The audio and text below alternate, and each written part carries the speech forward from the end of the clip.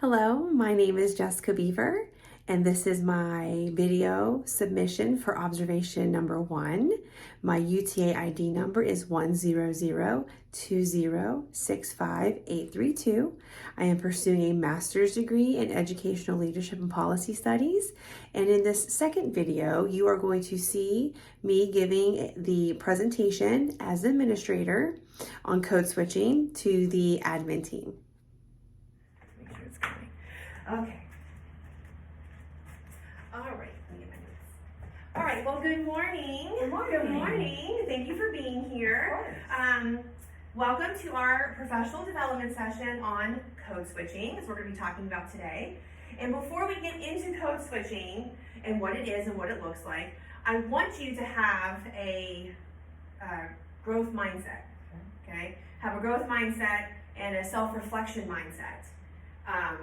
By looking at the students in your classroom and the behaviors that you see, and then thinking, how can I challenge or change myself and my mindset to help those students? Because once those babies come through our door, we are their first line of we are their responsibility. We are there to help them. We are there to teach them those behaviors that we want to see in school. So we are that first line. So just have an open mindset as we're going through everything about code switching today. Now, before we go more, what do you already know about code switching? Have you heard it? What do you think you know? I'm going to give you about a minute to turn and talk to each other about what you think code switching might be. What do you think, Becky? Well, what I heard y'all say is it's the switching of expectations and languages between like home and school. Yep. And kind of understanding where they're coming from in their home life and socialization and culture, and then the same thing about school and us still respecting what their culture is at school, but then showing them, okay, well, this is how we behave at school, this is how things are done at school, and then celebrating culture because we want them to be able to feel comfortable in who they are. Very good, excellent points. Very good. I heard you all saying about academic language, how they talk at home and how they talk at school, and then how they act at home versus how they act at school. And we want to support what they do at home, but we also want to switch that brain from home to school to say, yes, that may be okay at home and acknowledge that, but when we're at school, we want to do this, this, and that, and teach those behaviors to them. All right, so now let's look at it in a little skit here we have on a video. Okay, I want you to kind of, oh, there goes my timer. Look at that, right on time. I rely on this timer. If y'all don't use a snap timer, I highly suggest it. Okay, when I was in the classroom, I used it all the time. Okay, so here's our little video. I want you to pay attention to what you see the characters doing in this video and see how it relates to code switching. Thank you, and may God bless America.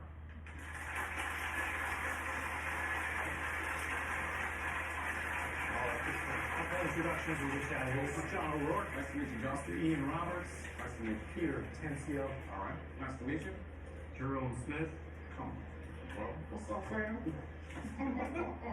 You know this. Keith Williamson. Nice to meet you. Mary All right. Woodbury. Nice to meet you. Jay Martell. Nice to meet you, sir.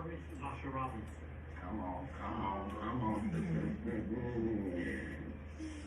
Feel that? Emily George. Nice to meet you. Daryl Stokes. Come on. What's up, fam? How you doing? Never forget about that, because that's all we got. Nice to meet you. All right. Bring it in, bring it in. Start from the bottom, now we're here. Yeah. Nice to meet you. All right. Nice to meet you. All right. Nice to meet you. 1/8 black. Afternoon, my afternoon. Come on, bring it in. I'm in there. You tucking me in there? What you doing? What you doing? You tucking me? I'm in there. I'm in there. I'm in there. All right. Nice to meet you, man. Nice to meet you. Oh my goodness, look at this. Oh, she is so beautiful. I want another one. There you go. Precious. Beautiful. Beautiful. What's her name? Oh, this is Lydia Rucci. Okay. Nice to meet you, Miss Rugy. Come on, Mary. All right, very good to meet you. All right. Here we go. Right this way, sir. Okay. All right, so I want you to turn and talk to each other. What did you notice about the video and how the actor was acting? Well, he definitely made some assumptions. Yes. What do you think?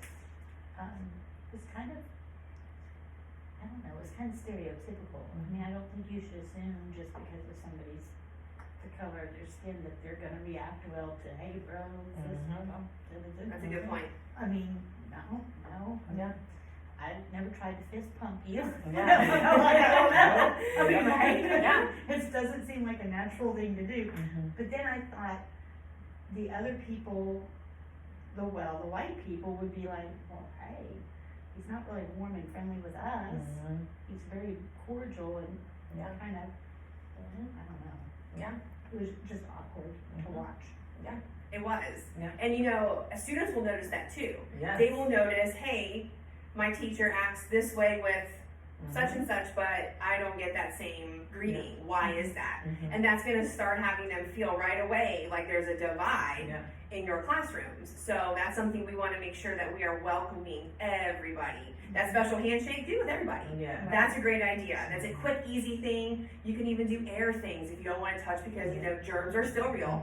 So you can do anything like that with your students to make them feel like they are a part of your classroom. Because if they don't feel a part of your classroom from the get-go, you've already broken that bridge, and it's going to be even harder for you to repair it as the year goes on.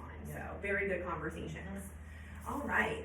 Now, we kind of already talked about what code switching is. Y'all are making some great inferences and connections, but code switching can be two different things. Academically, according to an article, code switching refers to the alternating use of more than one linguistic code in the classroom by any of the classroom participants. And this is really going to apply to for your ESL students who are used to speaking a language at home and then they have to come to school and learn how to speak English in the classrooms. So we have to be very cognizant of that.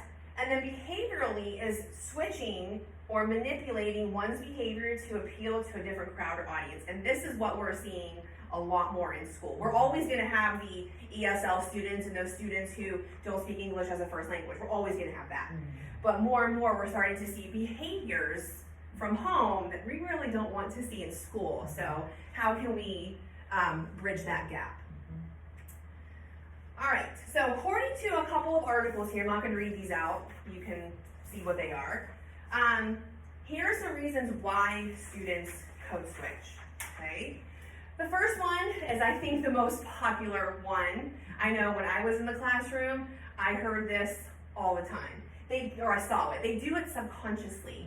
They're not even realizing they do it. And what are some examples of things that kids don't see or know they're doing?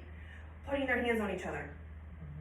They don't even realize that they do it. How many conversations have you had with a student where you saw them put your hands on people and they're like, I didn't do that. Yes, you did. We saw you do it. Let's think about how we can fix that. Yelling to one another. Think about, I know when I'm in the breakfast duties in the morning and I'm seeing those kids come off the bus, they're yelling at each other, they're yelling across the cafeteria. I mean, most of it because they're happy to see each other, thank goodness. But we want to make sure like that's not something that we should be doing in the cafeteria. We are in school. Rolling their eyes. It's my favorite. Yes, they roll their eyes, they don't even know that they do it. And then talking back. They think that's okay to do. And that's not something that we want to see here at school. They want to fit in with social groups. Peer pressure to do certain actions. Okay, when I had recess duty, I had situations where students were playing these games with each other, and they would tell each other, hey, go to so-and-so and push them. And wanting to fit in, they would go do that, not realizing that they have a consequence that comes with it. They just want to fit in with each other. So that's an example of that.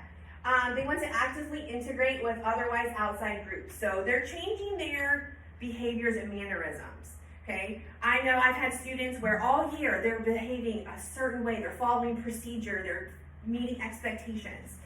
But then all of a sudden you see a little switch in them maybe halfway through the year and they're starting to adapt some behaviors of other students that maybe you don't want those behaviors transferring to. You gotta have those conversations, but they're trying to fit in and changing how they behave.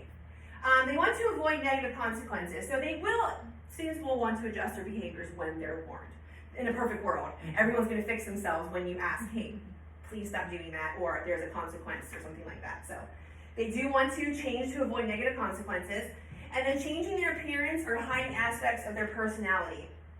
For example, dressing differently, changing their hairstyle, holding back on their true selves for fear of being different.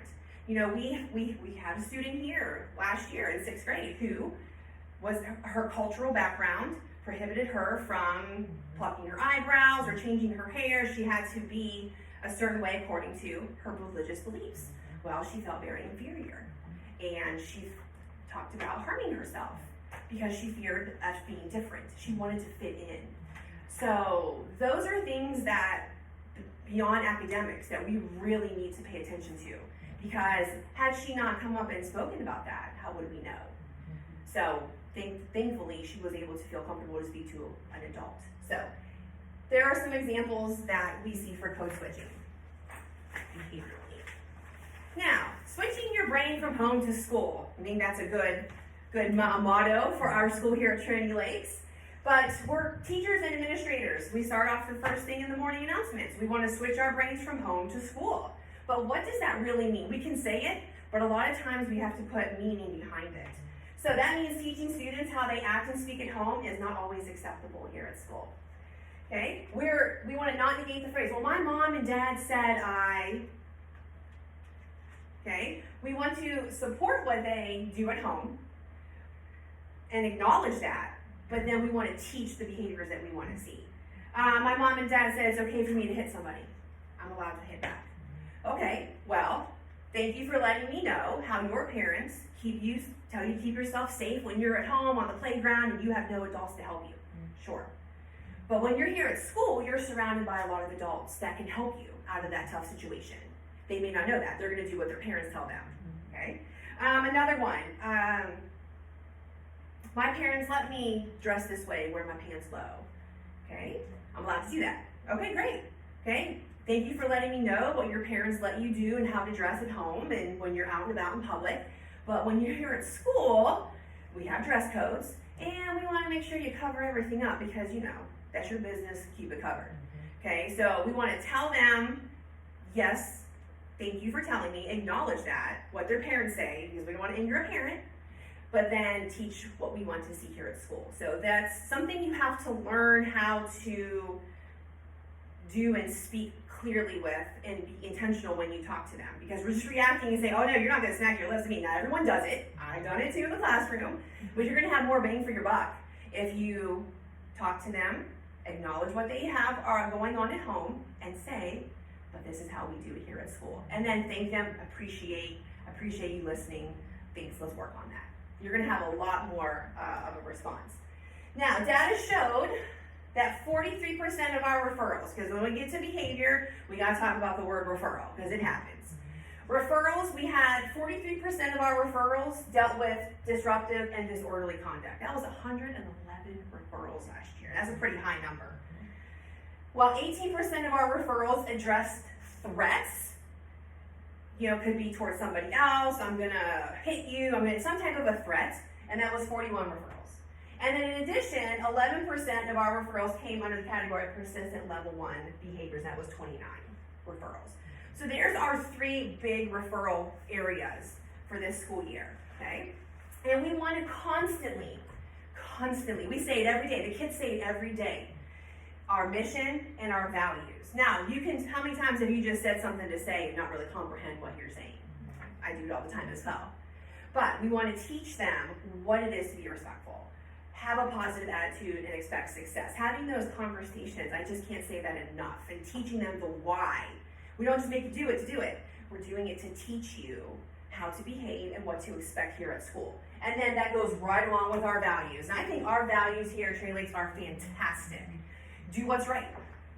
Aim high, respect others and myself, and own it. Number 4, own it, is a big thing for students. They don't like to own their behaviors. And they want to quickly, well, so-and-so did it first, or so-and-so said this to me. Okay, all right, I understand that was not an ideal situation, but let's talk about what you did and funnel that down to get them to self-reflect. And think of us as adults. we also have problems sometimes self-reflecting and looking at ourselves in the mirror and seeing deep down, what did I do? Well, how can I fix that? So it's hard for adults, and it's even harder for children. So we have to be constantly talking about what those visions and missions look like. All right, and then here's just a little bit more. Here are our top discipline referral stats this year. I did add horseplay, only 12, but still 12 referrals for that. And then fighting with at least 2 people, we had 10. Now, there were a couple more that were like single digits, but I just wanted to keep the top 5. But overall, 261 referrals for the last school year. Yes, that is a lot. That's a very high number. So we need to figure out how we can get those numbers down. Now, on the back end, when you turn a referral into us here at school, we have things that we need to do, and there are protocols and procedures that we need to follow. So here are some of our administrative interventions by the numbers. So, ISS, which is one of the most popular ones that we give, 114. So out of all those referrals, we did 114 in-school suspensions. That could be part of the day or full day. Lunch detention, 65. I thought that was a very high number. Okay, we do want those students to be interacting in lunch, but students are going to have consequences. So sometimes those behavioral referrals or things that you've come to us about, we've done lunch detention. Conference or a warning. Sometimes these babies just need a little bit of a pep talk. They really do. You call us to the classroom, yes, they just may need to regroup with us in the hallway. That's okay. It's okay if we just come in and sit with them and just, get their mind right, okay? Because sometimes they need that, and then they're good to go for the rest of the class. Because our goal is to keep them in the classroom. We did send 29 to Crossroads. We had 29 instances where we sent kids to Crossroads, and that is when they are out of class for several days, weeks, maybe months, okay? Actually, that goes down to DAEP. That's our long-term behavior. Withdrawal of a privilege. We've taken something away from them. And then stay-away agreements and bus suspensions. Okay, I know those are small numbers, but still, we do have stay-away agreements with students. We just can't get along no matter what we do, and we do need to give them that documentation. And then a couple instances where we can't ride the bus. But overall, 296 administrative interventions that we have done this past school year. Okay, so we are going to be there for you. We're going to do something. We do want to get these numbers down though. Okay, so be mindful of that. Now, who are affected by code switching? Okay, that's switching those behaviors. Well, the first part is what we see a lot here at Turning Lakes Elementary. We have a high population of low socioeconomic students. Okay, that's a large portion of our school, and they are, according to American Psychology Association, more likely to have higher emotional and behavioral difficulties, including social problems, delinquent behavior systems, and attention deficit hyperactivity disorder. Think about those kids in your classroom. How many times are we seeing ADHD or ADD go undiagnosed? Okay, so we have to figure out how to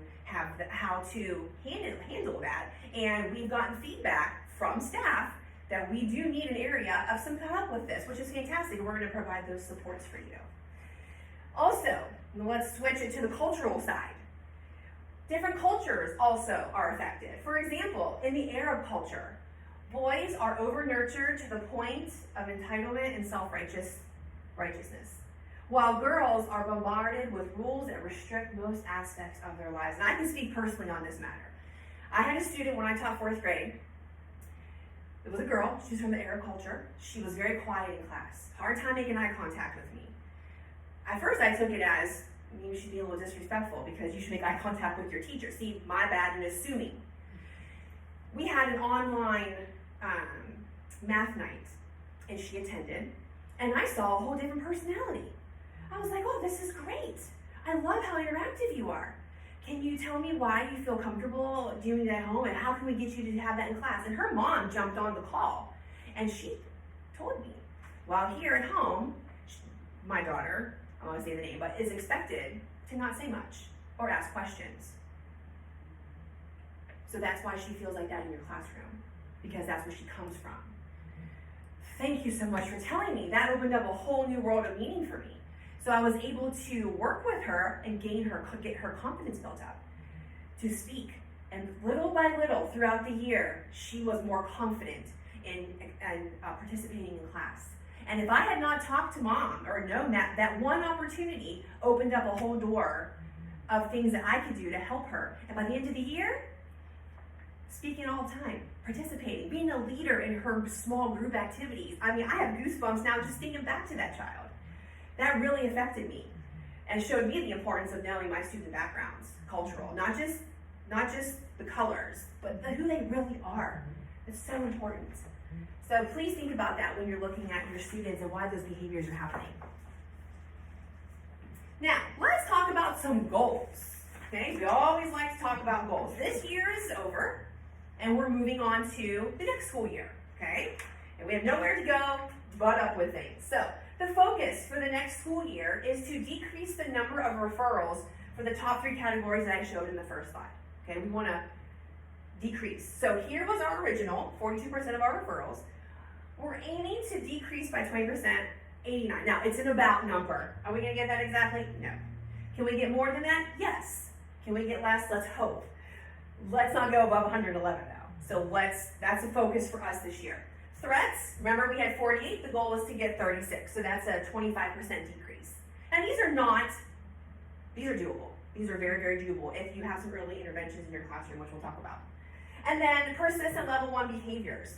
29, let's go for 19. Yes, it's only 10%, it's only 10 less, but it's a 35% decrease. Okay, so these are the numbers that we're gonna be aiming for. Now, does that mean go write a referral? No. If you need it, you write it. And we will talk with you and we will work together on how to handle it, okay? Now, administrative intervention goals. Okay, so remember we talked about when you hand us that referral, you have a behavior and you're coming to us in the office, what are we gonna do? Okay, so we're going to try to reduce, I picked the top 3 behavior referrals, 261, let's go down, we're gonna aim for 183, 30% decrease. Okay, that's our goal, okay? ISS, remember we had 114, we're gonna try to aim for 85. Okay, remember, we want them to be in the classrooms because that's where they're going to maximize their learning. And if they're not, and they feel excluded, then they're not going to perform as well as they possibly could. Lunch detention, we had 65, 25% decrease down to 49. And then crossroads, 29, 19. So that's 10 less, 35% decrease. Of course, these are estimates. We may go over, we may be lower, that's fine. But we really would like to be anything less than what we were this year. Okay. Does anyone have any questions on the data? No? Okay. Now, how are we gonna get those goals? You put all these numbers up here, but how are we gonna do that? Well, it starts with us, y'all in the classroom. It really does, okay? In order to establish these effective education, educators must provide a safe environment that is conducive to all learning styles. So this will help decrease the number of referrals and keep students in the classroom, which is our goal. So let's talk about some actions that we can take. Number 1, form positive relationships with students. That is so important, okay? We want to make sure that we are finding some way to connect with our students, okay? And this is something that I was not very good at when I first got into teaching. But over time, and having conversations with my administrators when I was in the classroom, I learned the importance of forming those personal relationships. If you can connect with the student on any level, you've gained their trust, they're gonna work harder for you, and you're going to be able to manage their behaviors much easier, okay? Track how many positive office visits you fill out, okay? Students love to be acknowledged like that. So maybe make a goal for yourself to write a certain number of 6 weeks, a week, whatever is more comfortable for you. You never want that to feel like a burden to do or something extra. Something that maybe you make a goal for yourself, okay? Make them feel really positive. Create a safe environment for your students, okay? Something that was successful for me when I was in the classroom was letting my students know that this is an environment where you can make a mistake because you're gonna learn, and it's okay to say, I don't know. Once you have that constant conversation, that's gonna go into their mindset. Hey, it's okay to make a mistake. It's okay that you didn't know something. How can we help you? How are we gonna fix it? And that gets them thinking, self-reflecting, and taking ownership of their academics and their actions. So that is very, very important. Now, if you don't know what to do, you can always come to us. We will help you. Go to your teammates. Then you can also talk with our guidance counselor. He's got great ideas on how maybe you can make some of those connections. Understand the cultural and behavioral backgrounds of the students and to help understand why they're acting in an inappropriate manner. We had great conversation about that. Understanding who they are, not just data on paper, but who they really are, the whole child. That's very, very important. Form an open dialogue with families to build a strong homeschool connection. Okay, we want to make sure that we are contacting parents for the good, the bad, the ugly. Okay, because we want them to know, hey, this is what we see at school. Because how many parents, and I know y'all can raise your hand, how many parents have said, well, they don't act like that at home? Yes. Okay.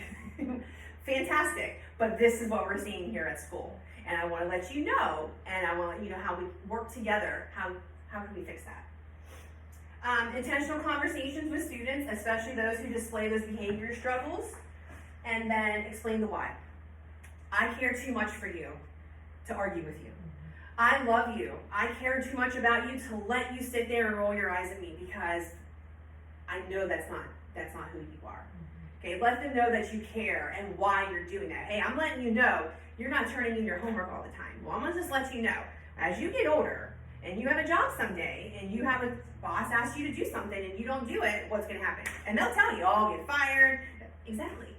So we're teaching you now to be responsible so that carries with you as you go on through adulthood.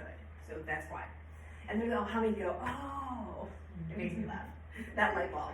Ensure that your classroom management procedures, policies, and structures are implemented consistently. Okay? Early intervention in the classroom matters. Your classroom procedures matter. To the point where you need to think of every little movement those little ones make. And is that a good strategy? If something's not working, remember, self-identify. What can I do to fix that? Okay? Because not everything's gonna work all the time. It's all trial and error. Okay? Like I said, self-reflect. Execute plans with your teams in common areas. I know when I was in the classroom, a lot of my team, we would say, hey, they're fine in the classroom, but when we get out in the hallway or go to recess or lunch, they forget everything that they know. Right. We want to make sure we have routines and procedures in those common areas to avoid. So you want to think ahead or plan backwards on how you can rectify or switch or change anything. My grade level, when I was in 4th grade teacher, we did line order in the hallway. The kids knew where to go, they know who to stand by, and we did it intentionally to get some of our friends who like to come together in the hallway, and it really did make a difference. We were able to get where we needed to go. And then understand that discipline and behavior is not black and white. It is gray. And let me tell you, that was a hard lesson I had to learn in the classroom. I always thought behavior was black and white. You did this, you get that. You did this behavior, you get that consequence. I was like that all the time for every single child.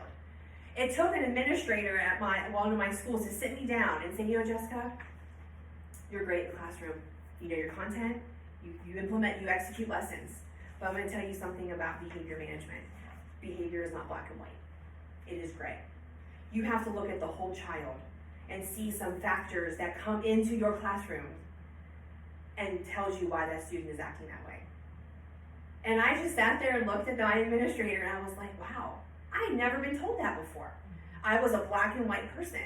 And once I started that mindset, it was hard for me to get over my black and white mindset to my gray mindset, but it took some practice. It took collaboration with my administrators and my peers, seeking PD sessions to help me. And over time, it really does help me. It really does. So we do have to take things into consideration. Not everything is black and white. Now, mitigating factors, like I say, it's not black and white, it's gray. These are some of the areas that teachers and administrators look at to decide for behavior. Disability, does a student have a disability? That does matter, okay? The age of the student. There's a difference between a kindergarten hitting a student than a 6th grader hitting a student. There is a difference. Now, are they both unacceptable? Absolutely. But that's something we do need to consider, because sometimes those little ones, they don't know any better. Well, neither do the older ones, but we still teach them anyway. Intent, what was the intent of that behavior? Was it intent to harm? Was it intent to do something else? So that's something we ask. Disciplinary history. Everybody starts with a clean slate, yes. But there is a trail that follows some students, and we do take that into consideration. Do we hold it over them? Absolutely not. Okay, but that's something we do take into consideration. Self-defense, that's a big one. Okay, were they acting in self-defense when they did their behavior action? We also have to look at the CPS and the foster care, and then homelessness. Those are some sadder things that we do have to take into consideration, but that is a factor. Now, something you're going to see throughout the school is this little building bridges and how to create personal relationships with students. So I just want to throw this up here for you to see. If you're stuck with something or you don't know how to make a connection or help with your classroom behaviors, here are some things that you can do. The one little page, I could give it in everybody's box. You can have it in your rooms, and then it'll be around the school. And then, are there more that we can add? Yes, and I'm open to that. Please let me know if you have a great way to build a connection with a student. Please let me know, and we can add it to the list, or we can share it in our weekly memos. But we talked about greeting those students in the morning. Good morning, I'm so happy you are here. Elbow fist bumps, special handshake. Hey, how are you today? How many times do you feel good as an adult when someone goes, hey, how are you doing today? Oh, well, and then they go in and they tell you. Well, you've made that person feel comfortable. Get to know your students outside of school. Hey, what's your favorite activity to do when you're not here at school? What do you and your family like to do on weekends? That gets them sharing their home life, and you do that too. I know I called it my little Mrs. Beaver's TED Talks, and I would have conversations with students.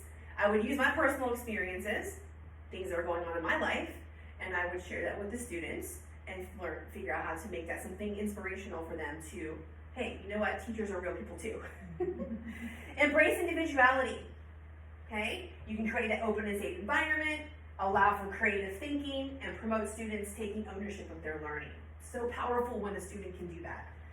Avoid power struggles. And this is where my black and white behaviors came. I was having power struggles all the time. And was I making leeway? No, I was still seeing the same behaviors because they wanted to challenge me all the time. I care too much about you to argue with you. And just walk away. You will be amazed at the face that kids make when you do that. Like, oh, she really just said that. All right, I'm gonna fix myself here. Set clear expectations. Consistently implement routines and procedures and reinforce those positive behaviors. Hey, I love that you're standing there in line with a voice level 0 signal. Thank you for helping my friends know that. That one hard student maybe can't sit in a chair for more than 5 minutes, sat in the chair for 5 minutes. Hey, I noticed that you sat in your chair for 5 minutes today and I didn't have to tell you anything. I love it. Thank you so much. And just walk away. Give them something to feel good about themselves, even sitting in a chair for 5 minutes or 1 minute, it doesn't matter. Be culturally responsive. Set high expectations for all students. Doesn't matter what they come from, you can still set high expectations for your SPED students, your FOSSI students, your GT students, anyone, those low ones who are really low, and those SPED IEPs. You can still set goals for them and be high. Build a positive classroom culture, okay? You want to make sure that they're feeling good about you and your classroom. Is every day perfect? No. That's okay, you're human.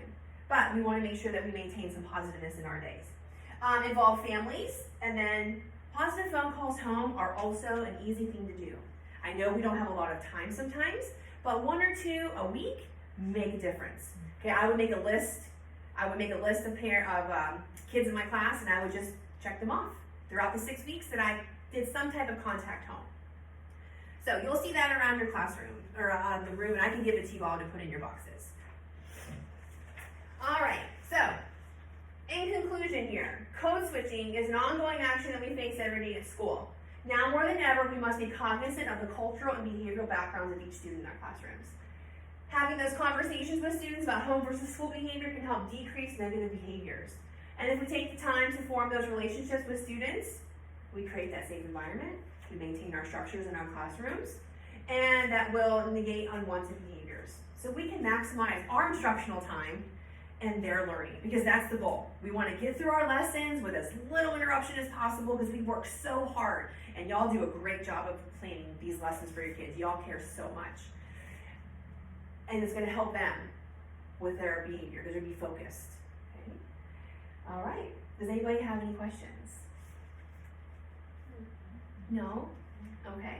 So what I would like you to do, because I want feedback, I sent you a link for a Jamboard, and what I would like you to do is go ahead and tell me one takeaway that you had from our our session today. And just go ahead and leave, you don't have to put your name on it, but you can use the sticky note feature and go ahead and leave your note. And if you have any other suggestions, plus Delta, you can add that as well. No, I thank you for your time with me today. I really enjoyed it. Like I said, give me some feedback, and so we can learn more about how we can help our students in the classroom.